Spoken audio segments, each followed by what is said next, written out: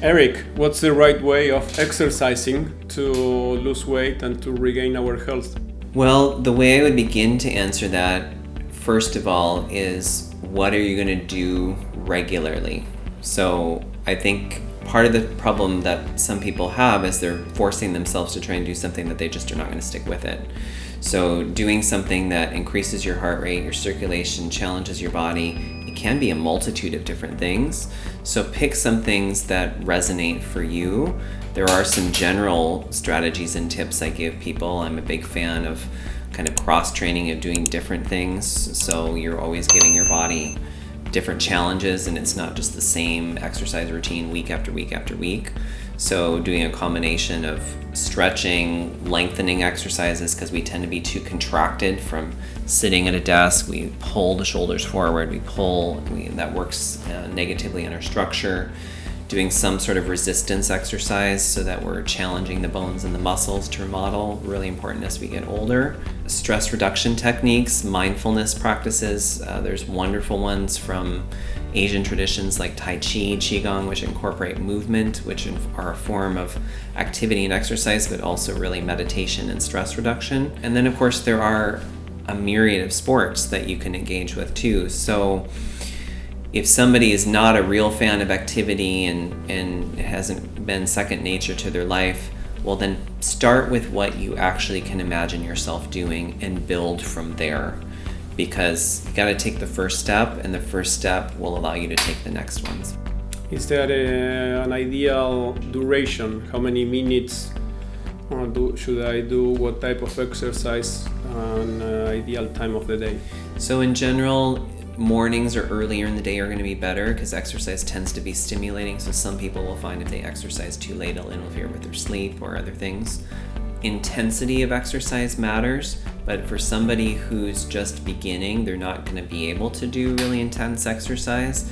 But there is a scale of kind of relative exertion. It's called the RPE scale, relative perceived exertion, where you essentially gauge personally how hard is it for you to do XYZ activity. So if one is super easy and like laying on the couch and talking, and 20 is running as absolutely fast as you possibly can, like if a wild animal was chasing you, and then everywhere in between. So we get more fitness when we challenge the intensity, because that improves our circulation, improves our oxygen recovery, many other things, but you have to build up to it, especially if you're starting from kind of ground zero, because if you try and do too intense, you're more likely to injure or have adverse reactions. So you do, want to pace yourself literally. Any other piece of advice that we can provide about exercising? Well, interval training, especially for people that are looking for their biggest bang for their buck, so to speak, is a great way to go about it. You can do it in so many ways, and it will really work on fitness, because HIIT, which you referred to, high intensity interval training, is where you're going like this. You're doing spikes of activity, and then you're dropping way down and then spiking back. And that's also how historians believe how humans would have naturally, quote unquote, exercised centuries ago, because we weren't going and running half marathons in 1000 as far as we know, but we were having to do spurts of activity. So whether it was running from a threat where you'd have to sprint, or a big job that you'd be doing on the farm or something, but then you would always have rest periods afterwards. So we tend to thrive in that style of exercise. There's been studies shown that you release more growth hormone and repair processes go up, and you sensitize again, with insulin and leptin, which impact weight loss and weight control. So it is one of my favorite things, and it also is great for busy people, because as you mentioned, you don't have to do it for a long time to get a lot of benefit. You can get a great workout in 15-20 minutes, which, if you don't have time to do 15 or 20 minutes of activity, you really need to take a look at your life. If you're that busy, because that's a problem. It really is.